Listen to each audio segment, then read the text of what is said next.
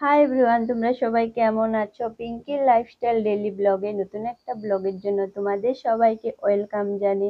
আজকে আমি নতুন একটা ব্লগ নিয়ে আবারও চলে এসেছি তোমাদের সামনে। তো আজকে যাব আমি শপিং মলে। তো আমি কেন শপিং মলে যাচ্ছি, কেন এত বাজার করলাম, সবটাই তোমাদের সাথে শেয়ার করব। তো তোমরা যদি সেই সবটাই জানতে চাও তাহলে আমার ভিডিওটা প্রথমের থেকে শেষ অবধি তোমাদের দেখতে হবে। আশা করছি তোমাদের ভিডিওটা ভীষণ ভালো লাগবে। তো আমি ভিডিওটা শুরু করছি। তো আমি প্রথমে আমার ছেলেকে খাওয়াই দিচ্ছি, খাওয়া দাওয়া করিয়ে তারপর আমরা কিন্তু বাজারে যাব। তো বাজারে যাব আমি আমার ছেলের জন্য। তো আমার ছোট ছেলেকে খাওয়া দাওয়া করিয়ে তারপর কিন্তু ছেলেকে একটু পরিষ্কার করিয়ে দিচ্ছি, কারণ ভীষণই গরম পড়েছে আর ও কিন্তু ভীষণই ঘেমে যাচ্ছে। দেখতে পাচ্ছ তোমরা, খেলা করছে। কিন্তু খেলা করতে ভীষণ ভালোবাসে আর এখন কিন্তু একা একাই সারাটা দিন খেলা করতে থাকে। একা একা খেলা করতেও ভীষণই ভালোবাসে, কারণ আমার বড় ছেলের সাথে খেলা করলে কিন্তু ভীষণ দুষ্টামি করে ওরা দুজনই। তার জন্য ও কিন্তু একা একাই খেলা করে। তো ওকে আমি মুছিয়ে টুছিয়ে পরিষ্কার করে ড্রেস পরিয়ে দেব। আর আমি কিন্তু আগে ড্রেস পরে নিয়েছি, আমি রেডিও হয়ে নিয়েছি। পরে ওকে ড্রেস পরালাম কারণ ও ঘেমে যাচ্ছে। আমার বড় ছেলে ওরা কিন্তু সবাই রেডি হয়ে গেছে। আমার ছোট ছেলে রেডি হয়ে গেলে আমরা কিন্তু বেরিয়ে যাব বাজারে যাওয়ার জন্য। তো আজকে আমি বাজারে যাচ্ছি, আমার ছোট ছেলের জন্মদিন, তার জন্যই বাজারে যাব, কিছু কেনাকাটা করব। তো তোমরা ভিডিওটা দেখো, দেখলে বুঝতে পারবে।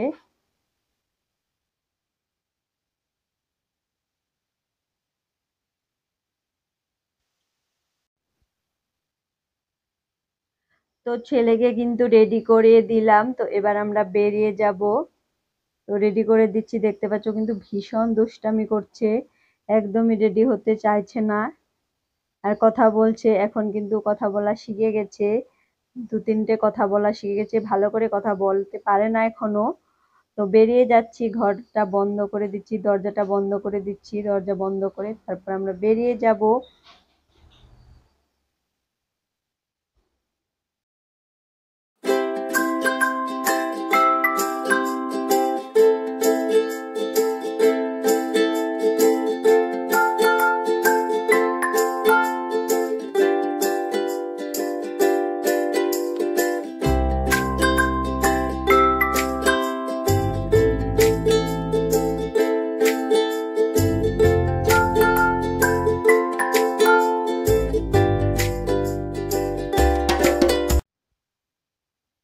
তো আমরা যেখানে আসতে চেয়েছিলাম শপিং মলে, আমরা কিন্তু এসে পৌঁছে গেছি।